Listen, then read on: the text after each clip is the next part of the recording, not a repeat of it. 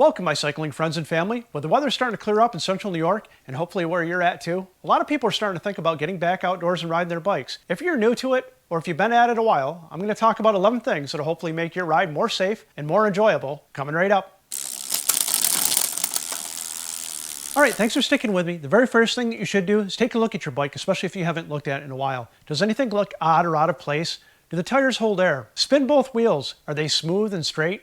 Spin the pedals and look at the chain. Do you hear any noises that you don't normally hear? And also, does the bike shift? If it doesn't do those things, make sure you take it to a shop or take care of it yourself before you go out and ride it. If you don't, you run the risk of breaking down and it's going to be a very unpleasant ride.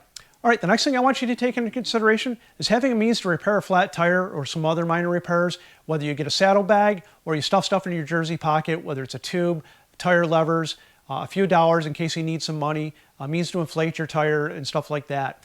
If you already have a saddlebag, it's always a good idea at the beginning of a season, pull those contents out, take a look to make sure you haven't lost anything, make sure you actually have CO2 in your CO2 cylinders, make sure you have the right type of CO2 cylinders for your inflator, and also make sure that something hasn't worn a small hole in your tube. If you don't do that, you run the risk of putting a tube in the tire and then trying to inflate it. That's not going to work for you. The third thing to take into consideration, no matter how long or short your ride is, always pack some food and make sure you have enough water for that ride. It's a benefit to you in case you bonk, which is a bad thing to have happen to you if you've never had it happen. Or if you run across somebody that is in a bad situation, you can give them some food. And it's a good thing to do.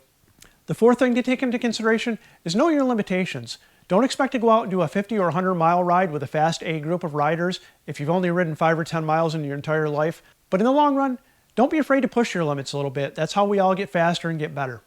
The number 5 thing to take into consideration is look up the rules of the road where you live. Know what the laws are. Know where you're supposed to ride and know where you're not supposed to ride. Stop for stop signs, stop for stop lights. We can't expect drivers to follow the rules if we're not doing that ourselves. Number 6, when you're planning your route, try to make as many right-hand turns as you can. If you can avoid left-hand turns or crossing intersections, that's going to be your best bet. Those are the points where bicycles and cars are going to meet. Obviously, if you live in a different country, you're going to reverse that. Left-hand turns are what you're going to want to make. The other thing to take in consideration is plan your route around areas that you know that are not hazardous. If you know that there's roads, that there's dogs that always chase bicycles, or there's people that are unpleasant to bicyclists or just unpleasant in general, avoid those areas. If you go to those areas, you can't say that you didn't expect there would be a problem. All right, now up at number 7, let friends or family know where you're going to be riding, what route you're going to take, and how long you anticipate being out. That way, if you don't come back in time, they can start getting a little bit more concerned and potentially come out and look for you on the route you took. If you don't do that, consider using live tracking that's available on Garmin units and I'm sure other units that are out there. That way they can know exactly where you are.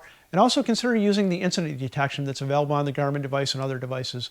That'll send out a text message if you are in an accident and let people know where you are by GPS coordinates. It works real well. I got hit by a car a while back, minor injuries, nothing major, and my wife knew exactly where I was to come out and help. And number 8, consider carrying some form of ID with you, whether it's your driver's license, a road ID, or some other form of ID. I come from a public safety background, and one of the many bad things about that career is finding people that were severely injured in a ditch. They can't tell us who they are, and we don't have any form of identification to know who they are or to be able to contact the next of kin or family members. Number 9, consider using hand signals. Make sure you signal for your turns to let people know what direction or what you plan on doing and what your intentions are. Also make eye contact with drivers. That way they see you, you see them, and ideally they know what you're doing and you'll know what they're doing. But also expect the unexpected. Most people aren't paying any attention or are distracted in some way, shape, or form. Number 10, consider getting a hold of a Garmin Varia radar. It's a device that hooks up to the back of your bike and it lets you know when vehicles are approaching from behind you. You see it on your Garmin head unit, Wahoo head unit, or a cell phone. It lets you know how many are coming and how fast they're going. I did a video on that a little while back. I'll link that up above. I also have an Amazon affiliate links down below. Again, that's a great device, but don't rely 100% on a device. Make sure you're listening for traffic as well. All right, to finish it up at number 11, the best thing you can do to stay safe on the road, not ride on the road. I've been riding on the road for 30 years. It's not as much fun anymore, especially with distracted drivers and people just not paying attention and just people that are just rude. It's a lot more fun to be out in the woods. Get on a mountain bike, get on a fat tire bike, get on a cyclocross bike, and enjoy nature. All right, hopefully you got something out of that video and enjoyed it to make your riding more safe and more enjoyable this year. If you did, go ahead and hit the subscribe button and like the video. Really appreciate if you do that. It helps the channel out greatly. Also, drop some comments down below.